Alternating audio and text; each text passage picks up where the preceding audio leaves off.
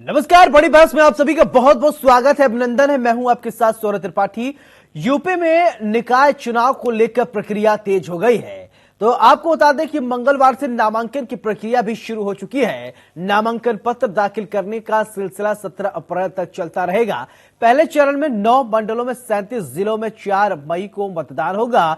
चुनाव को लेकर राजनीतिक दलों में गहमागहमी तेज हो गई है। खासतौर पर प्रत्याशियों के नामों को लेकर राजनीतिक पार्टियों में उठापटक शुरू हो चुकी है। खास बात यह कि निकाय चुनाव के टिकट को लेकर सत्ताधारी बीजेपी में जंग चल रहा है, जहां इस बार किसी विधायक, सांसद और मंत्री के परिवार के सदस्य को टिकट नहीं देने का फैसला किया गया है। इसके अलावा पार्टी के पुराने और युवा कार्यकर्ता को मौका देने का फैसला लिया गया है।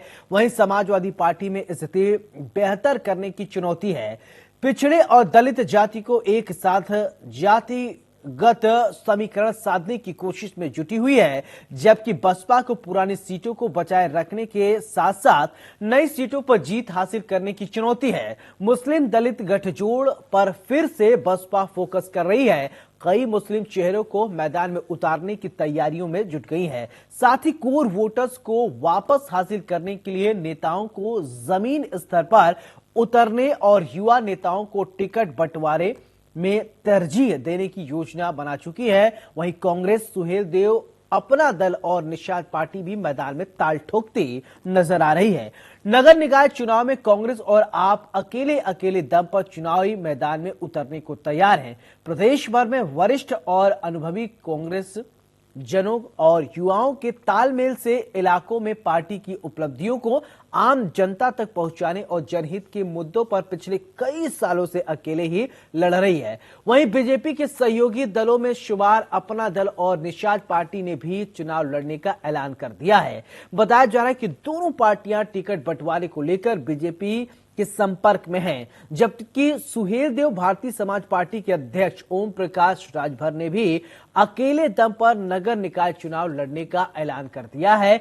ऐसे में अब देखना यह होगा कि नगर निकाय चुनाव में किसका कटेगा वोट, किसको मिलेगा टिकट और कौन किस पर होगा भारी, किसका सुपड़ा होगा साफ और कौन बनेगा सिटी का सरदार। ये तो आने वाला वक्त यानी 13 मई को साफ हो जाएगा।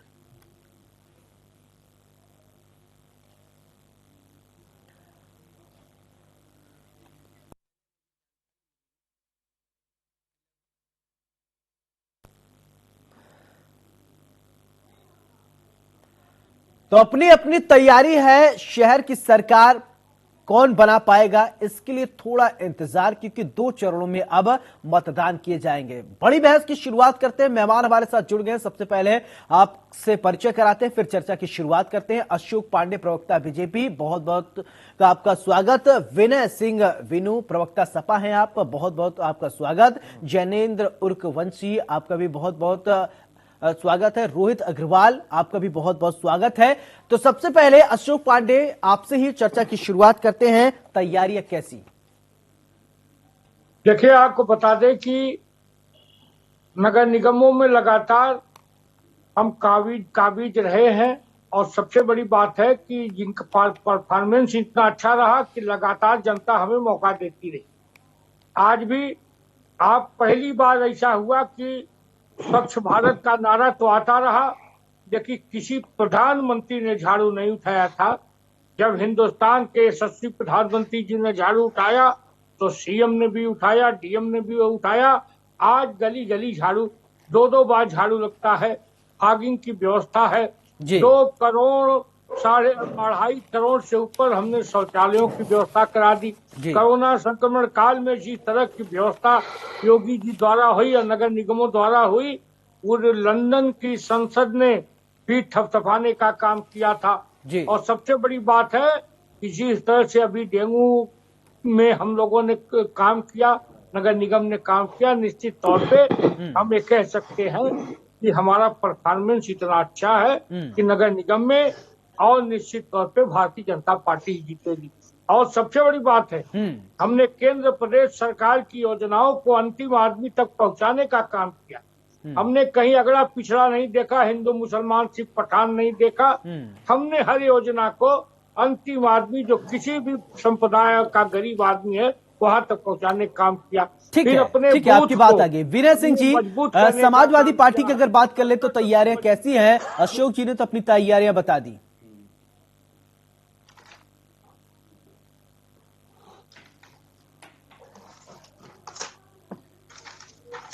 विनय जी, आप तक आवाज पहुंच रही है? विनय जी, आप प्लीज अपने आप को अनम्यूट कीजिए, फिर बोलिए।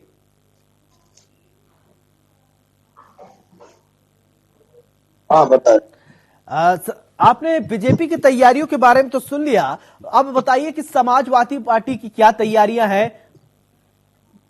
देखिए, भारतीय जनता पार्टी हमें तो कहते हैं कि हमेशा हम तैयार रहते हैं। हम्म। ये अभी जो पांडे जी हमारे बोल रहे थे, आदरणीय पांडे जी। के ग्रुप की पाठशाला एक सिलेबस बुक है, उसी में के अध्याय पढ़ रहे थे। इनका तो ये कहा, जब भी आप पूछेंगे तो इसी तरह से रट्टा लगा के आपके पढ़ते हैं, इससे आगे ये कुछ बोलते नहीं। लेकिन समाजवादी पार्टी की तैयारी काफी समय महीनों पहले हमने हर क्षेत्र में जो है अपने प्रभारी नियुक्त करके थे जी। और प्रत्याशियों के चयन के लिए जी। हमारे जो पूर्व विधायक या वर्तमान विधायक तमाम ऐसे लोगों को प्रभारी नियुक्त किया गया था जो जनता के बीच में रहने वाले, काम करने वाले लोग हैं। ऐसे लोगों का जी। चयन करना था और वह चयन हो चुका है और जल्द से जल्द उसकी घोषणा हो जाएगी। और रही बात कि अभी तक जो कह रहे थे कि प्रधानमंत्री ने झाड़ू उठा लिया, मुख्यमंत्री ने झाड़ू उठा लिया, जी। तो पूरा देश झाड़ू उठा लिया।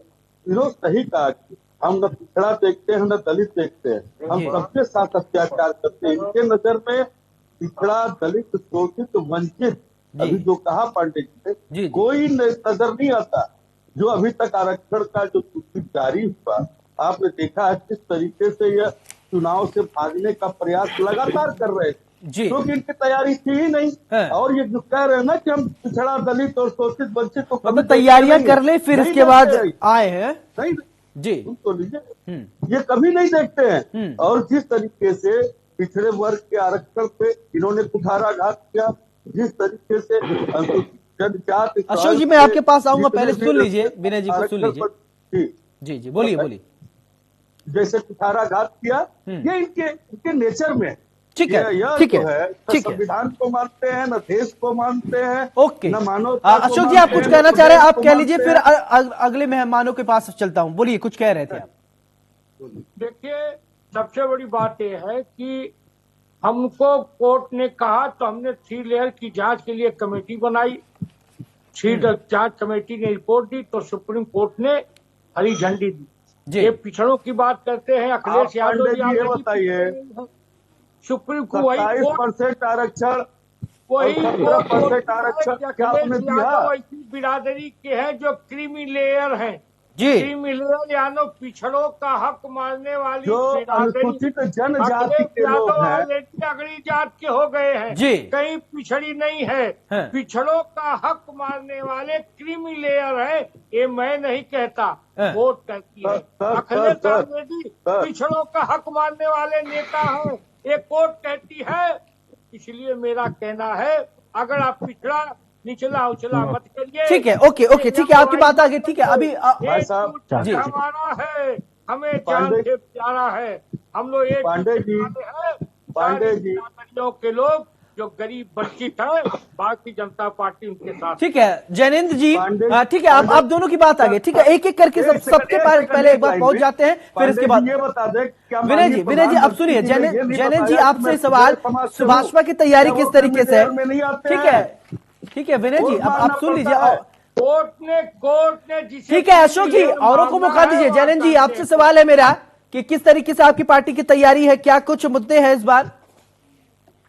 देखिए, हमारी पार्टी ने जो पिछले साल निकाय चुनाव होने थे दिसंबर में, तो उसी समय अपनी तैयारी उसी हिसाब से शुरू कर दी थी। हमने सावधान रथ यात्रा निकाली थी, हमने महिला हकदार रैली चलाई थी, जिसमें जनता को उनके मुद्दों के प्रति जागरूक करने की कोशिश की थी। हमने महिलाओं के बीच में जाके शराबबंदी को एक मुद्दा बनाया था और महिलाओं ने भी आगे बढ़ के साथ दिया था। इस बार हम जातिगत जनगणना, क्योंकि हमें जो समय मिला जनवरी से लेके मार्च तक का, तो इस दौरान भी हमने बाकी नुक्कड़ सभाएं की हैं, जगह जगह रैलियां की हैं, और हमारी पार्टी के पदाधिकारियों ने जगह जगह लोगों की पंचायत लगा के उनको मुद्दों के प्रति आगाह किया है। जी। क्योंकि होता क्या है कि जैसे भाजपा और सपा जैसी पार्टियां हैं, ये बड़ी पार्टियां क्या करती हैं कि निकाय चुनाव और त्रिस्तरीय चुनाव के समय भी लोकसभा और विधानसभा के मुद्दे उठाती हैं, लेकिन हम लोग जमीनी स्तर के मुद्दे उठाएंगे जो कि इनमें इन चुनावों में होते हैं। जैसे साफ सफाई हो गई, रेहड़ी पटरी की समस्या हो गई, या ट्रैफिक जाम की समस्या हो गई, या सीवर की सफाई हो गई, स्कूल कॉलेजों का मरम्मत हो गई, अस्पतालों की मरम्मत हो गई।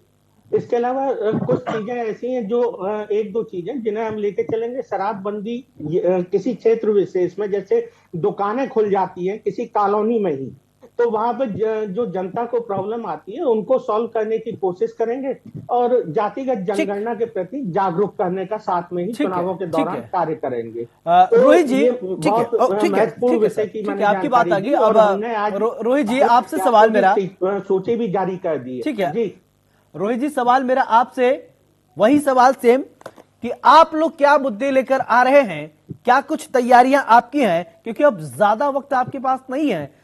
4 और 11 तारीख को मतदान हो जाएंगे, 13 तारीख को नतीजे आ जाएंगे, वक्त ज्यादा नहीं बचा है। देखिए, हम तो जनता के मुद्दों के ऊपर निरंतर बात करते हैं जी। हम तो बात करते हैं कि भाई नगर निकाय की क्या जिम्मेदारी, जो चुनाव होने जा रहा है उन प्रतिनिधियों की क्या जिम्मेदारी। उन प्रतिनिधियों की जिम्मेदारी है कि जनता को साफ पानी मिले, जनता को साफ सड़कें मिले, जनता जब सुबह उठी है तो उसके घर के बाहर कूड़े का ढेर ना हो, जो उनके घर के बाहर नालियां हैं वो बचा ना रही वो साफ मिले। अगर मच्छर है तो मच्छर के लिए प्रॉपर फॉगिंग हो, पार्कों की सही देख रेख हो। तो जो मूलभूत चीजें हैं हम जनता से उनकी बात करेंगे। वही भारतीय जनता पार्टी क्या बात करती, भारतीय जनता पार्टी का बस चले तो यहाँ पे भी राष्ट्रवाद के नाम पे चुनाव लड़ना चाहती है, हिंदू मुस्लिम के नाम पे चुनाव लड़ना चाहती है। तो आपको कहीं ना कहीं जनता को बताना पड़ेगा ना, मूलभूत मुद्दों पे कब आप बात करोगे, मूलभूत मुद्दों के कब आप चुनाव लड़ोगे। बिल्कुल। आपको हर चुनाव के अंदर आप मोदी जी के चेहरे पर चुनाव लड़ना चाहते हो, आप नगर निकाय चुनाव को भी आप मतलब राष्ट्र मुद्दे के ऊपर चुनाव लड़ना चाहते हो। तो ये एक जो बेल्ट है ये कहीं ना कहीं एक आम जनमानस से जुड़े हुए लोगों के लिए ये चुनाव, ये उनके लिए चुनाव है जो आपकी रोजमर्रा की समस्या से आपको निदान दिला सकते हैं। पर भारतीय जनता पार्टी वहां पे भी धर्म ढूंढ लेती है, वहां पे भी मुझे लगता है कि ये कहीं दिखा देंगे कि साहब आप पाकिस्तान से आपको खतरा है इसलिए आप भारतीय जनता पार्टी को वोट दे दो।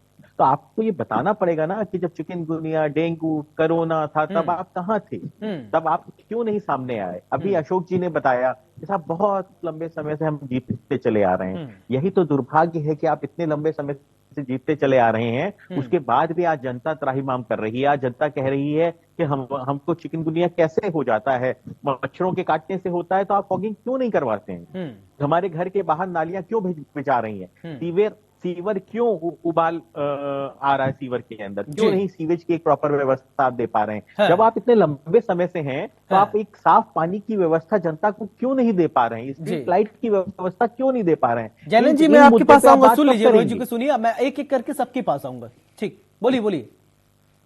नहीं तो अब समस्या ये है कि भारतीय जनता पार्टी इन मुद्दों पे बात ही नहीं करना चाहती है। अशोक जी बताएं ना कि इन मुद्दों के ऊपर वो कब बात करेंगे। भाई आप खाली अवार्ड लेके आ जाते हैं, उसके बाद ये बता देते हैं कि साहब उत्तर प्रदेश को इतने अवार्ड सफाई के अंदर मिले, परंतु आप ये मुझे समझ में नहीं आता, अवार्ड देने वाला भी कभी उत्तर प्रदेश में नहीं आता क्या, या उत्तर प्रदेश की गलियों में उसने नहीं घूमा है। अशोक जी लखनऊ में रहते हैं और इनके कार्यालय के बाहर अतिक्रमण है, इनके कार्यालय के बाहर छोटे छोटे अतिक्रमण है। अशोक जी जवाब देंगे क्या, आपके कार्यालय के बाहर अतिक्रमण है? और एक सवाल ये भी कि बीजेपी में गुटबाजी से निपटने की भी बहुत ज्यादा चुनौती है, क्योंकि आपका सहयोगी दल, अपना दल भी है, वो भी चाहेगा कि उनको ज्यादा से ज्यादा टिकट मिले। टिकट को लेकर बड़ी लंबी लाइनें लगी हुई हैं।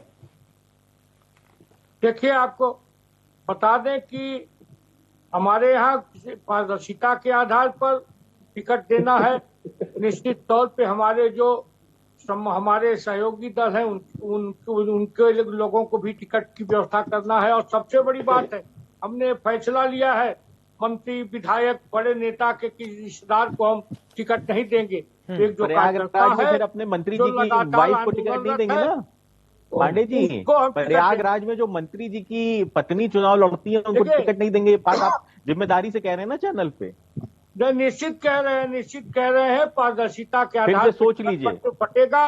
फिर से क्योंकि सोच लीजिए, चैनल कहीं जा नहीं रहा है, 2 दिन बाद दोबारा बैठे बैठाएगा आपको। को नहीं, तो मुझे लगता है आप अपने आर्काइव में रख लीजिए कि पांडे जी ने ये यहाँ पे पूरी निश्चितता से बोला है कि प्रयागराज के अंदर अब किसी मंत्री या विधायक के पत्नी को टिकट नहीं दिया जाएगा। जनता का हमने विश्वास हासिल किया है, इसीलिए जनता हमें सवाल सवाल ये कि किसी जो आप कहते हैं ना परिवारवाद, बीजेपी यहाँ भी कायम रखेगी ना परिवारवाद, जो रोहित जी यही सवाल कह रहे हैं कि परिवारवाद से आप दूर रहेंगे ना, मान रहे हैं ना? ये परिवारवाद से हम दूर हैं जी। भाई मैं स्पेसिफिकली पूछ रहा हूँ कि प्रयागराज मैं आऊंगा आप दोनों के पास, जैनिन जी मैं आपके पास आऊंगा, विनय जी आपके पास भी आऊंगा, बस इनका एक जवाब ले लो अशोक जी से। पहले महिला था, महिला ठीक है जैनिन जी आप बोलिए। ठीक है अशोक जी आपकी बात है। जैनिन जी ठीक है, आप कुछ कह रहे थे। जनता पार्टी कार्यकर्ता हो, ठीक है, ओके ओके महिला ओके नहीं है तो महिला चुनाव तो लड़ सकती है। ठीक है रोहित जी, जैनिन जी ठीक है, बोलिए आप कुछ कह रहे थे। भाई आप लोग चुनाव ओके ओके ठीक है रोहित जी आपकी बात आ गई। जैनिन जी ठीक है, ओवर टू यू। आपने इतनी मेहनत की जनता की। जैनिन जी मैं आपके पास आऊंगा। जैनिन जी पहले आप बोलिए, कुछ कह रहे थे। ठीक है आप दोनों शांत हो जाइए, सुनिए जैनिन जी प्लीज, जनता के मुद्दों पे बात बोलिए, अपनी बात रखिए ना हमें। अरे कि जनता के मुद्दों पे बात। अरे ठीक है रोहित जी, ठीक है उन्होंने अपनी बात रखी। जैनिन जी आप कुछ कह रहे थे, अपनी बात रखिए। मान्यता चली गई, हम मान रहे हैं, पर क्या जनता अरे बोलिए, लोग चुप नहीं होंगे, आप बोलिए अपनी बात रखिए। नहीं, जनता के मुद्दे बात करते तो राष्ट्रीय दल रहते मालिक।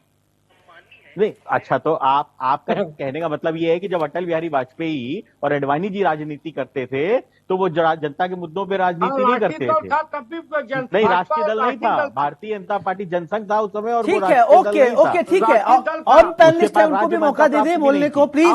सुनिए, कोई भी दल शुरू किया, ठीक है जैनिन जी आप कुछ कह रहे थे। जैनिन जी मेरा सवाल आपसे, आप कुछ कह रहे थे, अपनी बात रखिए। पार्टी रह जाएगी जी ठीक है अशोक जी, ओके ओके सुन लीजिए, जैनिन जी को सुनिए। ठीक है बोलिए जैनिन जी।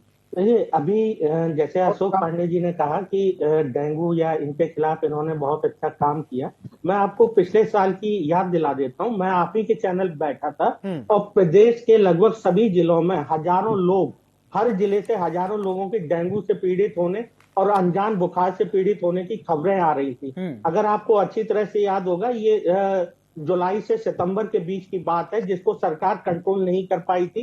कोई भी नगर निगम या कोई भी नगर पालिका परिषद या नगर पंचायत उसको कंट्रोल नहीं कर पाई थी। वो क्यों था? वो केवल गंदगी और जमा हुए पानी की वजह से प्रॉब्लम उत्पन्न हुई थी। तो पहली चीज ये बता दूं। दूसरी चीज, जो ये परिवारवाद की बार बार बात उठाते हैं, इन्हीं की अपनी पार्टी में 1100 ऐसे विधायक, नेता, मंत्री, संतरी हैं जो परिवार से आते हैं। साथ में एक और चीज जोड़ दूं, अभी पूरी लिस्ट आ जाने दीजिए इनकी, और उसका एक बार एनालिसिस हो जाने दीजिए। तो जो ये लगभग 760 कैंडिडेट है, इन्हीं में से परिवार के लोग निकल आएंगे। 14,685 की तो बात आप छोड़ ही दीजिए, उसमें से तो पता नहीं कितने परिवारवाद के नमूने निकलेंगे। मैं तो यही 760 की बात कर रहा हूँ। इन्हीं 760 लोगों में से परिवारवाद के बहुत सारे आपको एग्जाम्पल मिल जाएंगे। अभी पूरी लिस्ट आ जाने दीजिए और एनालिसिस हो जाने दीजिए कि कौन किसकी चाची का, ताऊ का, फूफा का लड़का है, कौन किसकी मामी का नाना है, कौन पोता है, सब निकल आएगा। ओके ठीक है, अभी तो डायरेक्ट रिलेशन की बात हो रही है। जब डायरेक्ट रिलेशन की बात होती है तो बहुत सी चीजें हमें पहले बार में ही पता चल जाती है, लेकिन एक ही कुनबे में, एक ही परिवार में जब चीजें रहती है। ठीक है, अभी लिस्ट आ जाने के बाद, जैनिन जी लिस्ट आने के बाद ही साफ हो जाएगा परिवारवाद को तवज्जो दिया जा रहा है या नहीं। विनय जी मेरा सवाल आपसे है, कहा जा रहा है कि सुभाषपा जो है बसपा को वो डेंट लगाने का काम कर रही है, ऐसा है क्या? माफ कीजिएगा विनय जी, एक सवाल ये, कुछ लोग कह रहे हैं कि सुभाषपा इस बार जो है वो बसपा को डेंट लगा सकती है, ऐसा है क्या? देखिए, सुभाषपा किसी को इसमें डेंट लगाने की पोजीशन नहीं। समाजवादी पार्टी के सपोर्ट से 3 से 7 पहुंचे, ये किसी को डेंट लगाने की पोजीशन में नहीं है। और रही बात भारतीय जनता पार्टी, तो पूरी पार्टी की पूरी केंद्रीय कैबिनेट पूरा परिवारवाद से परिपूर्ण है।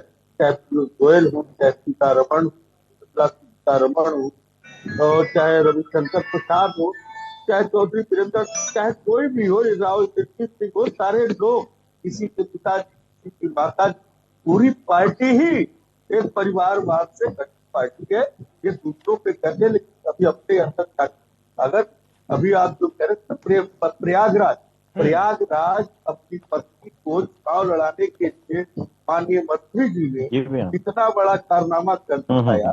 क्या आपको लगता है कि क्या नाम है वहां से माननीय मंत्री जी अपने पत्नी को चुनाव नहीं लड़ाएंगे? सारा खेल इसीलिए हुआ है, करोड़ों रुपए का आदान प्रदान हुआ जो कि मीडिया में बोला गया, और उसके बाद माननीय मंत्री से कहा गया कि आप 5 करोड़ रुपए लिए हैं। माननीय मंत्री ने कहा कुत्ते भोगते हैं, उसकी सफाई नहीं उन्होंने किया। अगर हमने नहीं लिया पैसा तो उसकी सफाई की जाती है, बताया जाता है, उसको कहीं उन्होंने कैंसिल नहीं किया कि हमने लिया है। तो भारतीय जनता पार्टी के किसी भी चीज को बहुत ही चतुराई से झूठ बोलने में महारत हासिल है। अभी हमारे मित्र बता रहे थे ना डेंगू का, आपने देखा है किस तरह से जब डेंगू का प्रकोप हुआ तो लोग बरामदे में अपने गाड़ी में का बोतल लेकर के पड़े हुए थे, उनको सुविधाएं नहीं मिल पा रही। नालियां किस तरह से जगह जगह आप चले जाइए कुशीनगर, थोड़ा सा बाहर हट करके देखिए किस तरह से बाजार ये कूड़े का ढेर पड़ा हुआ है। ये घमंड है, अहंकार बहुत है। अभी कह रहे थे ना पांडे जी, हमें इतने साल से जनता जिता रही है, हम अच्छा काम कर रहे हैं इसीलिए तो इसमें कोई धो रहा नहीं। जनता के सर्टिफिकेट जनता ही जनार्दन, अगर वो सर्टिफिकेट दे रही है, भले आप गलत कर रहे हो उसे मानना पड़ेगा, स्वीकार करना पड़ेगा।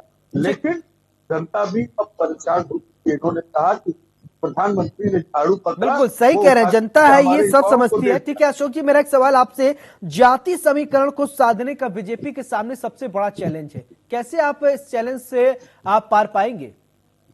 देखिए आपको बता दें, हम सबका साथ सबका विकास वाली जातियों को झूठ बोलना बंद करिए भाई। हम केवल एक ही चीज बोलते हैं, झूठ बोलते हैं। जो गरीब आदमी है हम उसके साथ हैं। आपने देखा होगा जनधन योजना आई, आयुष्मान योजना आई, चाहे उज्ज्वला योजना आई, चाहे शौचालय की योजना आई, गरीबों को मकान की बात आई। हम हिंदू मुसलमान अगर आप पिछड़ा हमने नहीं देखा। मैं तो बार बार कहता हूँ हम लोग माई वाले नहीं हैं, एक सवाई वाले नहीं है, बुआ बबुआ नहीं है, 2 बेटे नहीं है उत्तर प्रदेश के। हम तो A to Z हमारा है, हमें जान से प्यारा है, हम लोग सबका विकास चाहते हैं। बिल्कुल ठीक कह रहे हैं अशोक जी, आप माई वाले हो भी नहीं सकते हैं क्योंकि आप महिला और यूथ के तो खिलाफ काम करते हैं, तो आप महिला और यूथ की बात ही कैसे कर सकते हैं? इसलिए आप माई वाले बिल्कुल नहीं हैं। आप तो एक ऐसा समाज बनाना चाहते हैं जो पुरुष को वरीयता दे। इसीलिए आरएसएस के अंदर महिलाओं की संख्या देखिए 0 है, यूथ की संख्या देखिए 0 है। तो आपकी स्थिति तो ये है कि आप माई वाले हो भी नहीं सकते हैं। महिला और यूथ से तो आपका दूर दूर तक कोई नाता नहीं है, तो महिला और यूथ के लिए तो आप हमेशा से खिलाफत करते चले आए हैं, तो आप माई वाले हो भी कैसे सकते हैं? चलिए ठीक है, आपकी बात हो गई। अब चलिए अब डिबेट को फाइनल कमेंट की तरफ धीरे धीरे बोर्ड करते हैं क्योंकि अब हमारे पास ज्यादा वक्त नहीं है। रोहित जी फाइनल कमेंट आपसे, फिर इसके बाद एक देखिए भारतीय जनता पार्टी चुनाव को, नगर निकाय चुनाव को भी राष्ट्र के मुद्दों पे लड़ना चाहती है क्योंकि भारतीय जनता पार्टी को पता है कि अगर जमीनी स्तर पे चुनाव को हम लड़ेंगे, जमीनी मुद्दों पे लड़ेंगे, जो नगर निगम की जरूरत है। अशोक जी मैं आपको फाइनल कमेंट करने का मौका दूंगा, फाइनल कमेंट है, सबको बोलने का मौका दीजिए, 30 सेकंड है आपके पास, प्लीज तुरंत। अब आप चारों लोग एक एक करके बोलेगा। इनकी स्थिति यही है ठीक है कि ये अतीक अहमद पे चुनाव लड़ना चाहते हैं, इनकी स्थिति यही है कि धर्म के नाम पे चुनाव लड़ना चाहते हैं, इनकी स्थिति यही है कि राष्ट्र के मुद्दों पे चुनाव लड़ना चाहते हैं नगर निकाय का, क्योंकि ठीक है। ओके आपकी बात आ गई। Okay Vinay ji final comment please. ठीक है रोहित जी, बहुत वक्त नहीं, सबको फाइनल कमेंट रखने दीजिए। ठीक है विनय जी आप बोलिए। ठीक है रोहित जी, ओके ओके ओके ठीक है, आपकी बात आ गई। विनय जी फाइनल कमेंट। देखिए भारतीय जनता पार्टी समय डरी हुई है, सहमी हुई है, क्योंकि अभी तक चुनाव को बार बार डिस्टर्ब करने का काम, चाहे आरक्षण के नाम पर चाहे जैसे भी, भारतीय जनता पार्टी नहीं चाहती है कि चुनाव हो, लेकिन वो तो कोर्ट के फटकार के बाद। ठीक है जैन जी फाइनल कमेंट, बहुत ज्यादा वक्त नहीं है, बहुत ज्यादा वक्त। ठीक है आपकी बात आ गई जी, ये डरे हुए हैं। ठीक है जैन जी बोलिए जल्दी, ज्यादा टाइम नहीं है मेरे पास जी, बोलिए बोलिए बोलिए जल्दी, क्या कह रहे हैं आप? फाइनल कमेंट जी। मैं ये कह रहा हूँ, ये डरे हुए हैं, ये चुनाव चाहते ही नहीं है क्योंकि इन्होंने काम नहीं किया है। आज जनता पूछेगी इनसे ये तो चुनाव कि होगा, महंगाई तारीखों क्यों का है? ऐलान हो गया 4 और बेरोजगारी 11 क्यों तारीख को। किसान चलिए ठीक है, परेशान अशोक क्यों पांडे है? प्रवक्ता बीजेपी बीजेपी बहुत बहुत खास- शुक्रिया, विनय सिंह प्रवक्ता सपा बहुत बहुत शुक्रिया, जैनेन्द्र जी आपका भी बहुत बहुत शुक्रिया, और रोहित अग्रवाल हमारे साथ आरएलडी के प्रवक्ता जुड़े थे। आप चारों मेहमानों का बहुत बहुत शुक्रिया। ऐसे में 4 तारीख और 11 तारीख को मतदान होंगे, 13 तारीख को रिजल्ट आ जाएंगे। इंतजार इसी का है, किसने कितना काम किया है जनता है सब जानती है, क्योंकि जब अंतिम फाइनल मोहर जो है वो जनता को ही लगाना है। बड़ी बहस में मेरे साथ फिलहाल इतना ही। नमस्कार।